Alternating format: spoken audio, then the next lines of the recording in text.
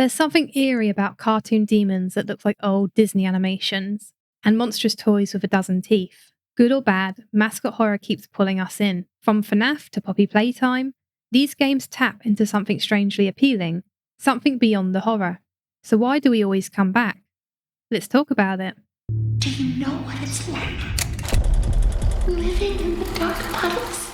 Bendy and Ink Machine begins as we enter an abandoned studio. The sense of passing time is immediate. The walls are yellowed with age, and black and white characters harken back to an older era of animation. Bendy weaponizes nostalgia.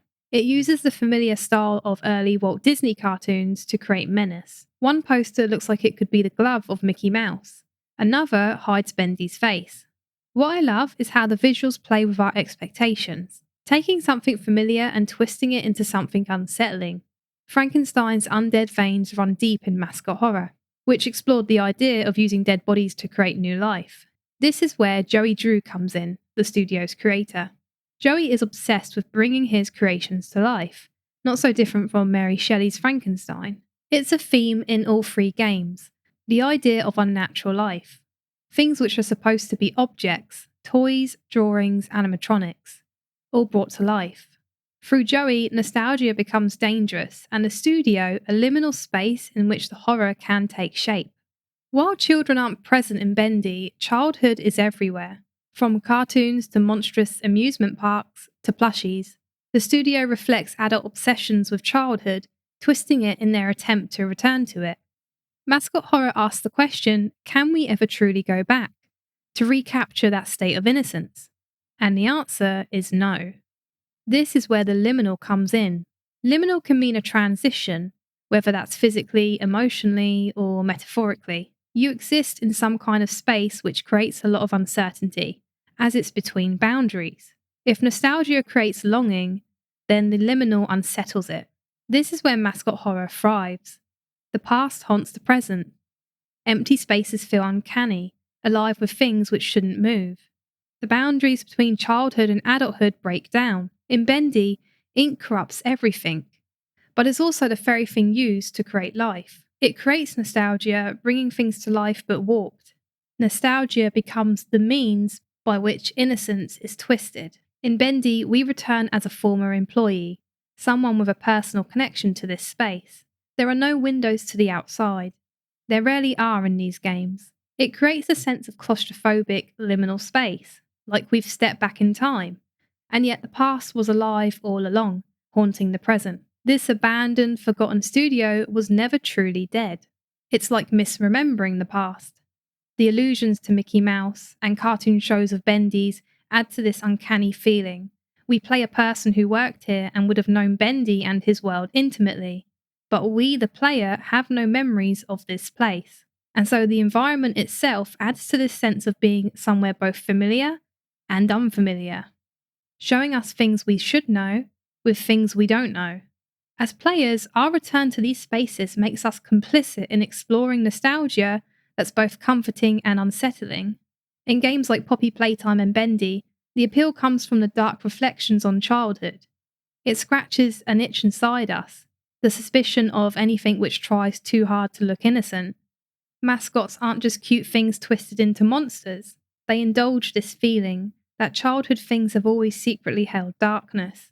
By revisiting childhood in this way, Mascot Horror forces us to confront the idea that innocence was never really pure. We want to relive childhood, but it can never be the same. You need to run! These games are famously not that scary. But the truth is that this genre rarely needs genuine horror to be appealing. Instead, it uses simplicity to create tension. This might be an empty stage or a spooky face on a security camera.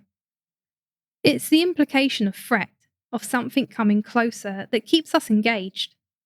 Anything that overcomplicates this formula can end up like Poppy Playtime Chapter 4. I just wanna go home! Mascot Horror uses a mix of survival horror and stalking to create dread. From the lack of weapons to the focus on puzzling, we see survival horror's influence.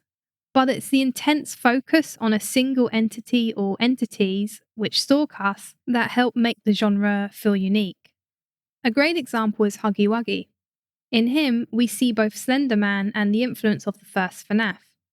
He stalks, hides, appears suddenly, and finally chases. The sounds of Huggy chasing us are far more terrifying than the inevitable jump scare. And even then, the game creates a linear path of escape, so the player doesn't have to think too hard in order to survive. Escaping the relentless mascot is a larger theme in this genre. The player isn't incentivized to face the monster head on unless it's a boss fight. In that case, it's likely the final time we will face the mascot, likely being the key word. This isn't always consistent even in the games mentioned, but it returns again and again and really highlights the personal investment the game wants us to have with the mascot.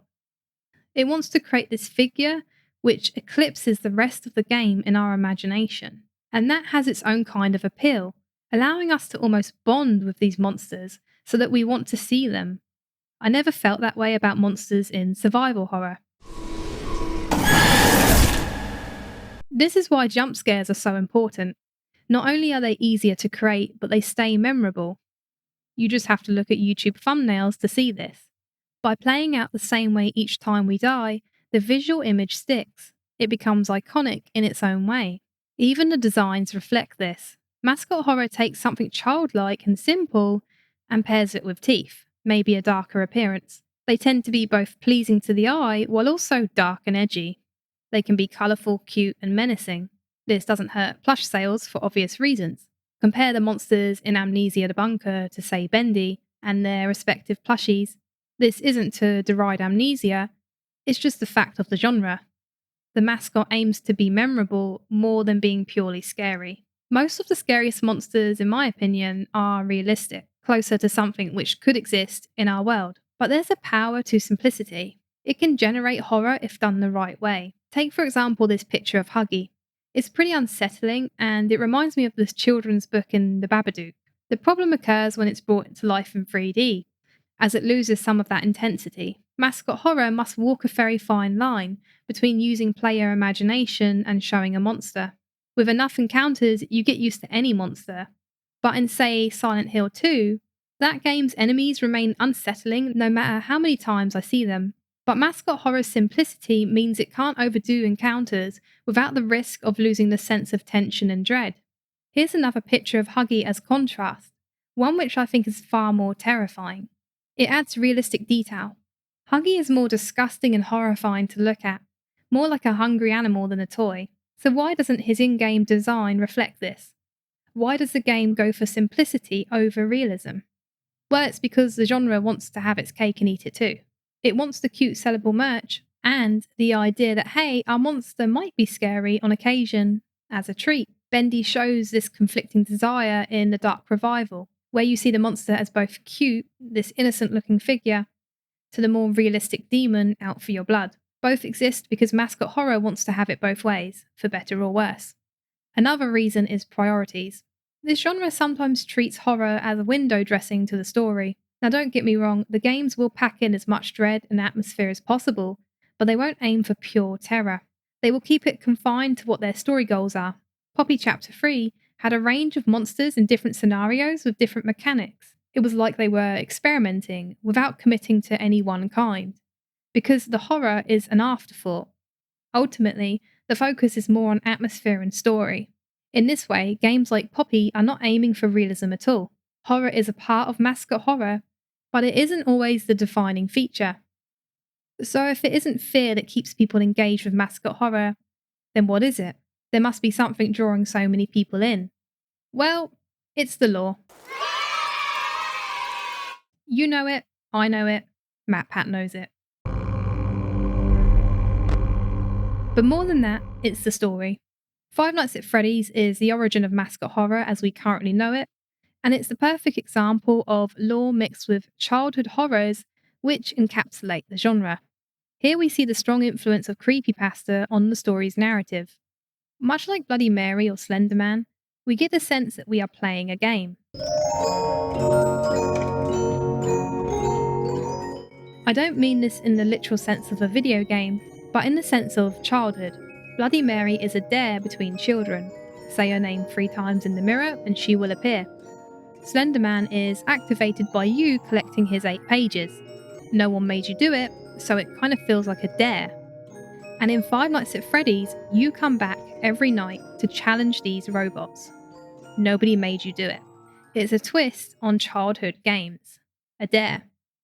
In other games, we are forced to escape horrors, but in the first FNAF, we willingly return each night to play with said mascots, and the use of lore only further invites us to play their game, as we collect and search for hidden clues to uncover the mystery. These stories activate the imagination, using lore to hint at an unfolding narrative outside of the game's simple design. By never having a complete full picture, fans are encouraged to become active participants, keeping Mascot Horror engaging even when the final screen ends, and making it feel more like a building story that kids could have come up with, a pseudo-urban legend. And player participation enhances this. As I returned to FNAF for this video, I was struck by how dark it was. Creepy animatronics stare back at us from grainy stills caught on a security camera. It's like that one Ghost movie. Films which use documentary-style footage to make the audience feel like what they're seeing is real. Because of this, it's no surprise that FNAF was so successful. It gave that same experience, but with a key layer. We are actively involved in the horror. FNAF is by no means the first game to use cameras in this way, but I think the reason it stood out was because of the unique twist on dark childhood through its bare-bones gameplay, which allowed the focus to shift to the atmosphere and lore. Childhood games and urban legends are all about participation. When kids play Bloody Mary, they pretend that the threat is real and they agree to play the game. In Mascot Horror, we do the same thing, and this dark twist on childhood is what makes the genre so appealing. FNAF 1 was not a lore-heavy game compared to its sequels, but there was always one small piece of lore that stood out to me. Was that the bite of 87?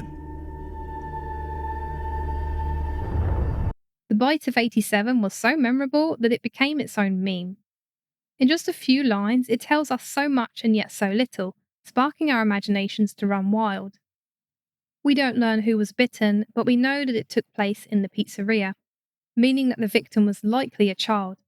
While we play an adult, childhood violence is never far from the imagination. We might think of childhood as safe, but danger is always present, and it's this focus on the horrors lurking in childhood which Mascot Horror feeds on. The world of FNAF is always threatening, blurring the boundaries between adulthood and childhood, both through its use of child-friendly characters and its story, which features heavy violence towards children. The death of kids becomes an even bigger part of its narrative with each sequel. It's not a mistake that in many of these games, the suffering of children is at the core. As dark as it sounds, the theme of danger in childhood is a big appeal to both adults and kids. From stories of missing children to adult protagonists being forced to play sinister childhood games. In FNAF 1, by returning each night to challenge yourself at survival, aren't you in a sense playing a deadly game of peekaboo with these children-turned monstrous robots? The game literally congratulates you with children cheering when you survive the night.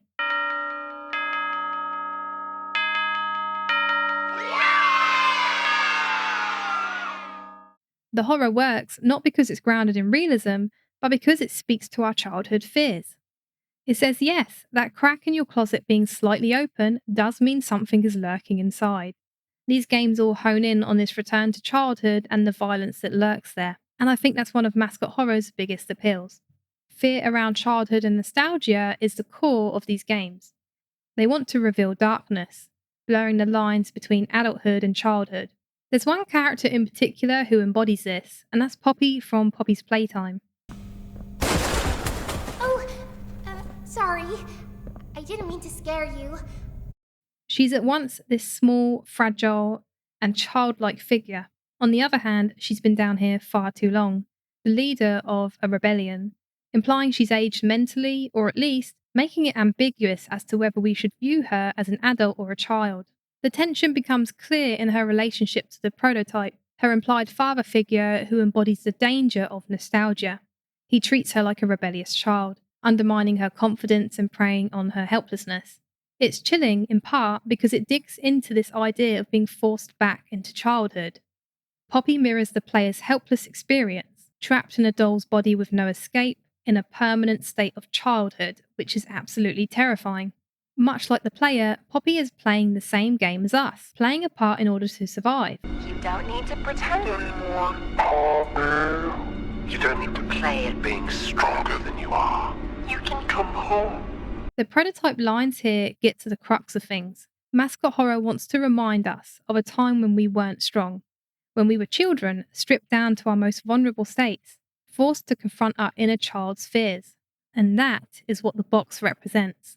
And this idea of being trapped in childhood comes across in all three games. In Bendy's ink that resurrects the past, FNAF's endless nights that trap us in a cycle, and Poppy's experiments, caged as they are by their monstrous forms. The blurring of childhood and adulthood links directly to nostalgia. In these games, nostalgia becomes a trap, an invitation to childhood, which, if we accept, leads to our downfall. Nostalgia becomes a nightmare creature that wants to eat your face for daring to forget it. Childhood comes back to haunt us in its many forms, and that's what makes Mascot Horror so appealing. Thanks for watching. Stick around if you want to hear me say more word things in the future, and have a great day.